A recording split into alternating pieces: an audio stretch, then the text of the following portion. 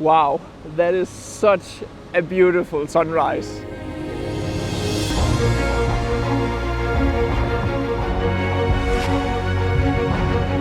I think it's worth it. Incredible light.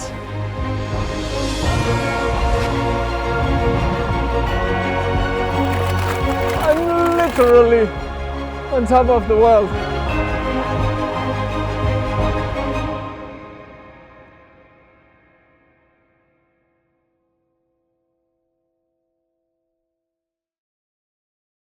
So I've come to this small waterfall, relatively small waterfall, and I'm trying to capture the alpenglow on top of the mountain. So the sun's light being reflected on top of the mountain. And it's a little bit pink right now, so it's very beautiful. I really like it. But yeah, well, I guess the main attraction is really here in the background.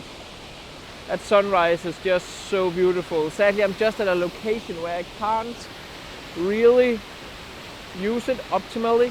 I simply don't have a proper foreground.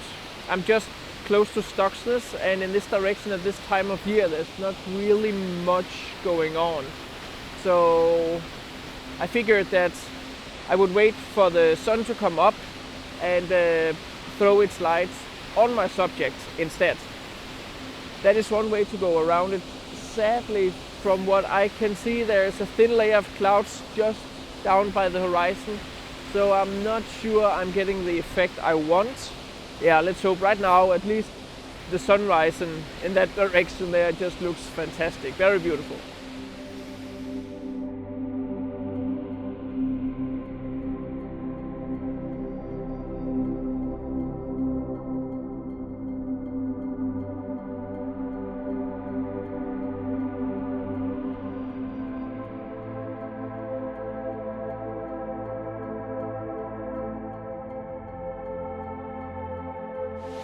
So the only thing I'm a little bit sad about is the snow down here.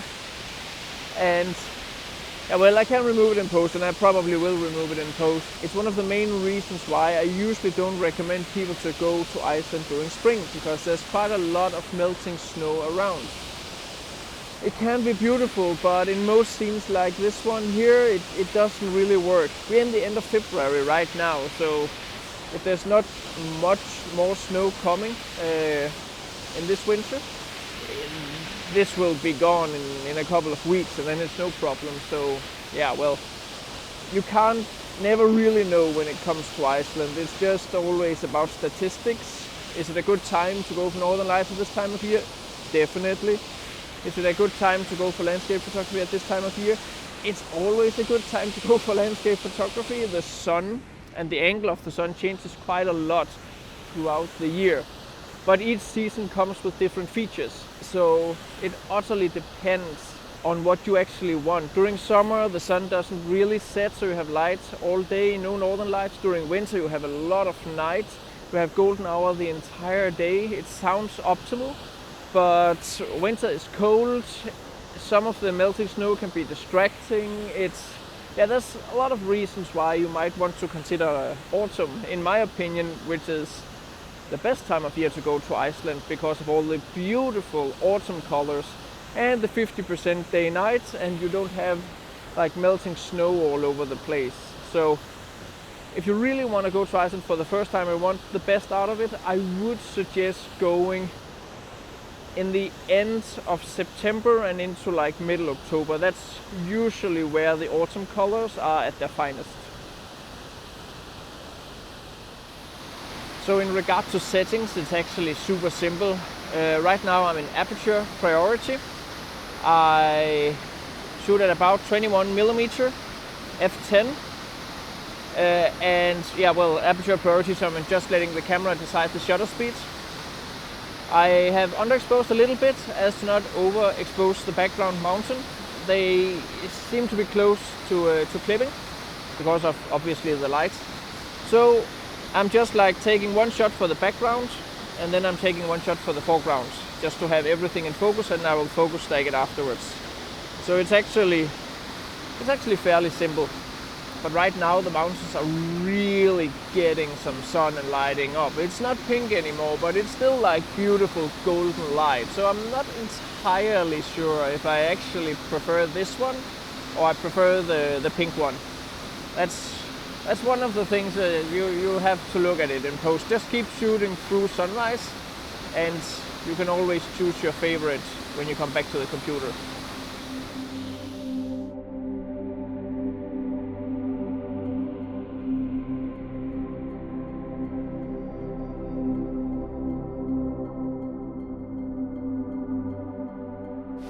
So I've come down here to the lower perspective. It's actually inside a cave, which is kind of cool.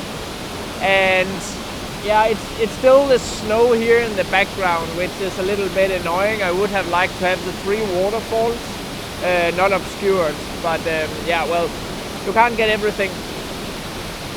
So to shoot down in this cave, I would suggest to go ultra wide and have the cave frame the waterfalls. You can get it with a 16mm, but I would suggest to go to 14mm, which is what I'm shooting at right now. Also, because of the huge dynamic contrast in a scene like this, I would suggest to bracket this shot. So you have an exposure which is overexposed, so you have an exposure for the foreground or the cave.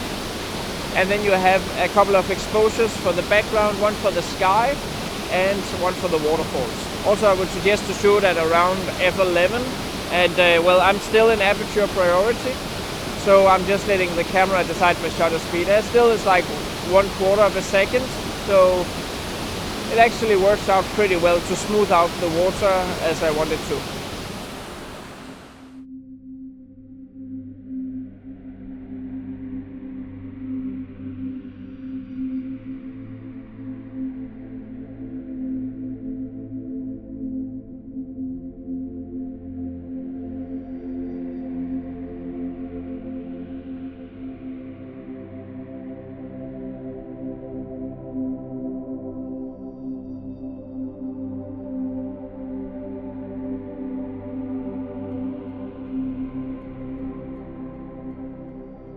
So besides cleaning up the photo for all the patches of snow, the eagle-eyed viewer might notice I have elongated the top of the mountain. I did that simply to perfectionize the composition and have the background focal point be the most dominant relative to the slopes on each side. I did most of my tonality adjustments in Camera Raw and used Photoshop just to fix the colors slightly and mainly clean up the photo. I had enough rock down in the left corner not covered by snow, which I could use to clone out the patch of snow. This is also a great example of how a dominant couple of focal points takes all the attention and you likely won't even notice the imperfections of the cloned rock.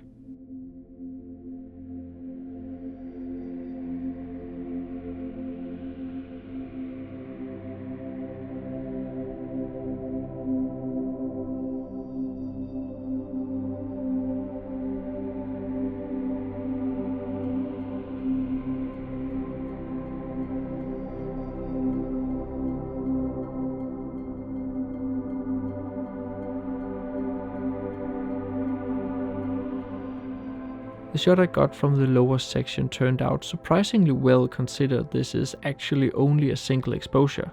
Those Sony sensors are some real workhorses.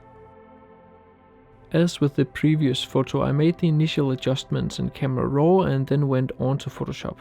I've cleaned up the image, pushed the tones quite a lot, added saturation and a little sidelight coming in from the left there.